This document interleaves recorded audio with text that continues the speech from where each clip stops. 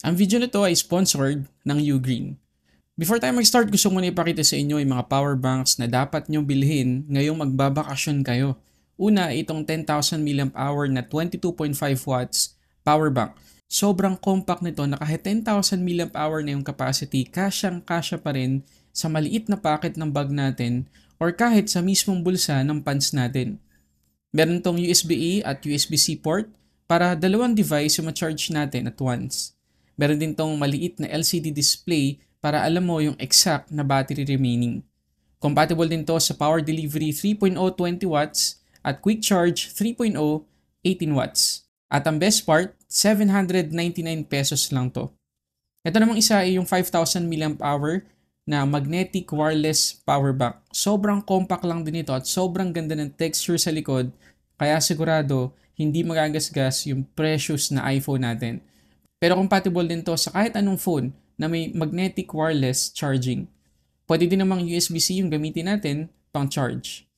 Presyo nito ngayon ay 1,199 pesos.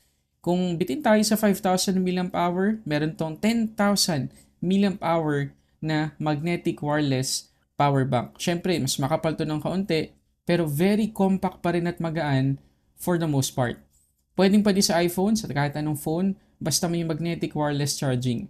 Ang presyo naman nito, 1,599 pesos. Lahat ng links ay nandyan sa description box sa baba. Okay, so may dalawang variant guys, itong Redmi 13 Pro 5G. Nandiyan yung link sa description box sa baba kung sakaling gusto nyong ma-check yung updated pricing. Pero as of making this video, yung 8 to 56GB ay 13,999. Yung 512GB naman ay 15,999. So i-review natin ngayon ay 512GB na variant at Aurora Purple. Ito guys yung laman ng box. So, meron tayong charging cable, 67 watts na charger, SIM ejector pin, documentations, at syempre yung ating case. So yung case, try nating isuot. Medyo masasayang yung magandang design nitong Redmi Note 13 Pro 5G kapag may case. Pero wala tayong magagawa, ganun talagang mangyayari. Pero kung yung Aurora Purple yung mabibili nyo, at least yung camera module, maganda pa rin yung itsura.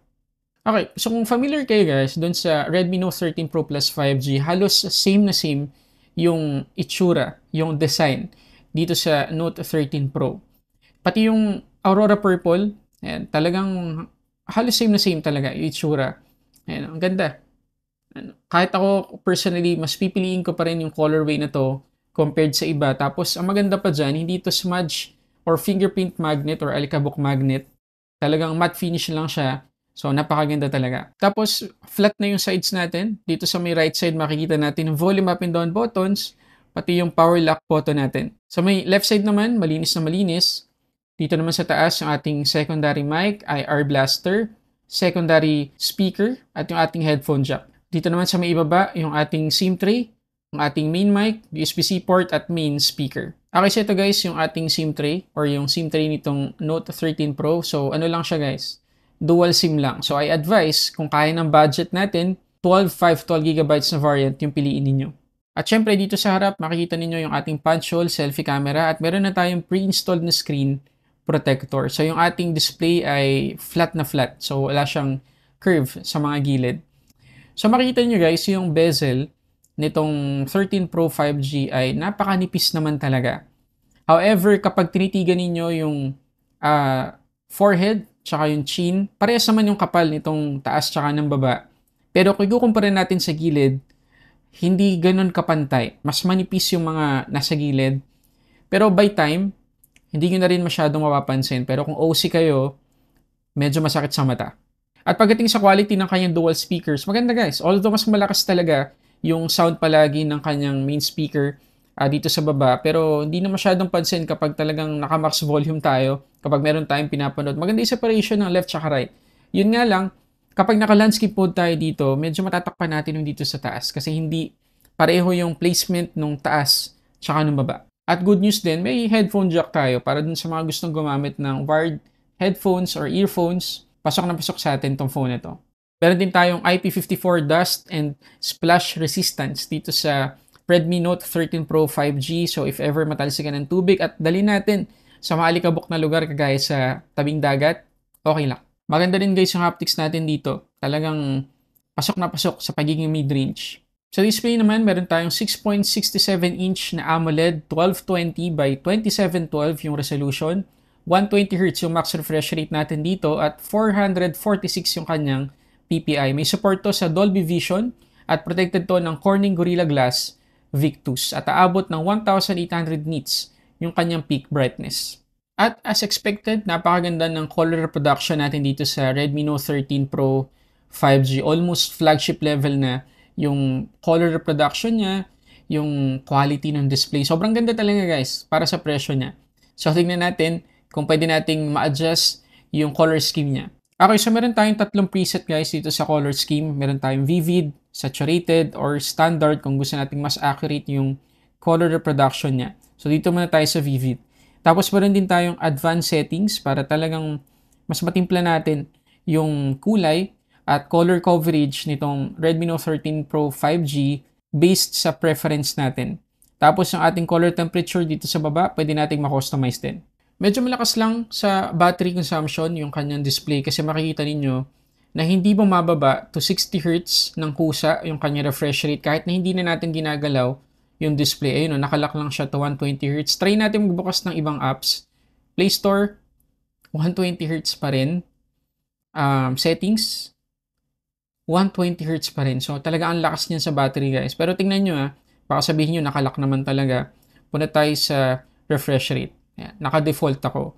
So, sana, kahit pa paano, bababa siya to 60Hz kasi hindi naman natin ginagalaw na yung display. Ayan, ilang seconds na 120Hz pa rin. So, sana magkaroon na update yung Xiaomi dito sa Redmi Note 13 Pro 5G para ma-fix yung issue na yan. Pero good news naman guys para dun sa mga nagkaplanong manood dito ng movies or TV series sa mga streaming services, yung kanyang Widevine Security Level, Level 1. Tapos dito sa Netflix application, yung max playback resolution niya, Full HD at meron pa siyang HDR support, Dolby Vision. Pagdating naman guys sa performance, naka MIUI 14 na tayo dito out of the box, Android 13 yan. Tapos Snapdragon 7S Gen 2 yung kanyang chipset. Tapos 8 hanggang 12GB yung RAM natin, LPDDR4X yan. Tapos up to 512GB naman yung ating storage, UFS 2.2. Nakakapanghinayang lang na hanggang ngayon, ilang araw na sa akin tong phone na to, wala pa rin ako natatanggap na Harmony OS software update.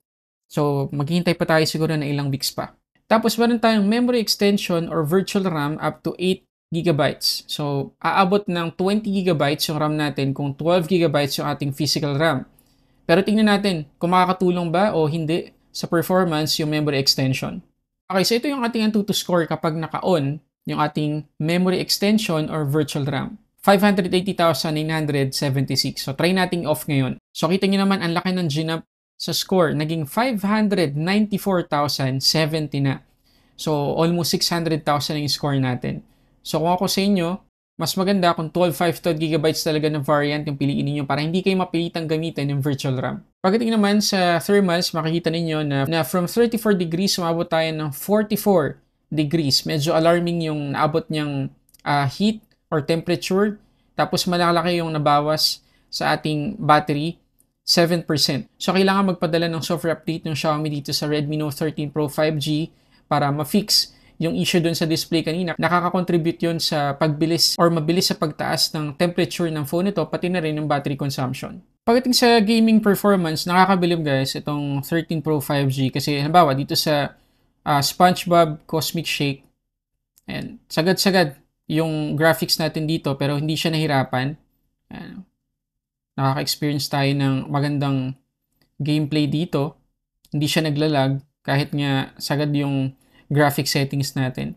So, pwede tayong mag-expect na magiging maganda yung performance ng phone na to kahit sa mabibigat na games. Pero try pa natin siya sa iba.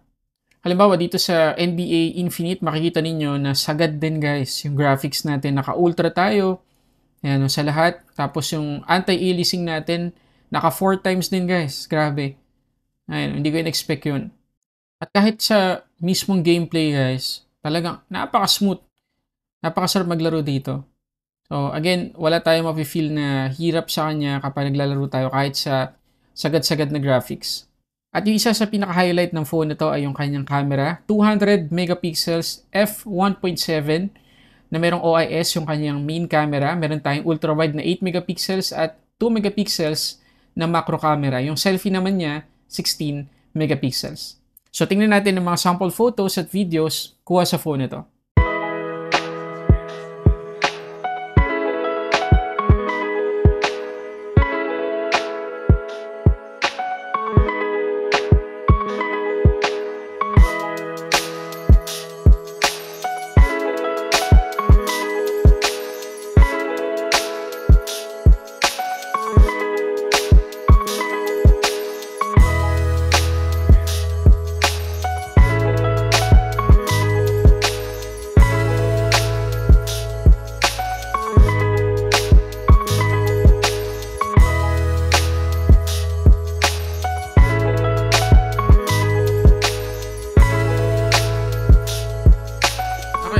Yung 4K 30 frames per second na video recording dito sa Redmi Note 13 Pro.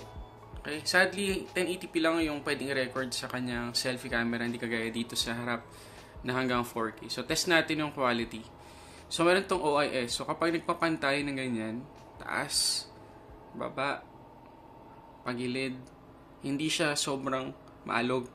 At kahit na i-zoom natin digitally, yan, madali nating mapofocus yung subject kasi nga may OIS siya. Ay, malinaw pa rin guys. Oh. Kahit na sagad. 6 times digital zoom. Yung pinakasagad sa 4K video recording. Okay pa rin, no? Okay pa rin yung zoom niya. Indoor yan, ha? Indoor yan. Paano pa kaya kung outdoor? Okay? Try natin yung kanyang autofocus. Yan. May natural bokeh naman siya, guys. Okay? Ano masasabi nyo? Comment kayo sa baba. Pagdating sa battery, 5,100 mAh yung capacity natin at compatible siya sa 67 watts na charging speed. So guys, sinukuha nating SOT or screen on time sa PCMark almost 12 hours lang. So again, ang laki ng impact talaga nung screen refresh rate niya kasi nga hindi siya bumababa sa 120Hz kahit na hindi na kailangan na 120Hz yung refresh rate sa isang application. So, sana ma-fix to ng Xiaomi para mas maging maganda yung battery performance ng phone na to. Pagdating naman sa kanyang charging, 70 to 100%, 46 minutes ko lang na-charge yung phone na to. So, mabilis naman. Okay, so again guys, kung gusto niyo mabili itong Redmi Note 13 Pro 5G, nandiyan yung link sa description box baba. Pasensya na dun sa mga naghintay, medyo na-late talaga ako sa pag-review ng phone na to.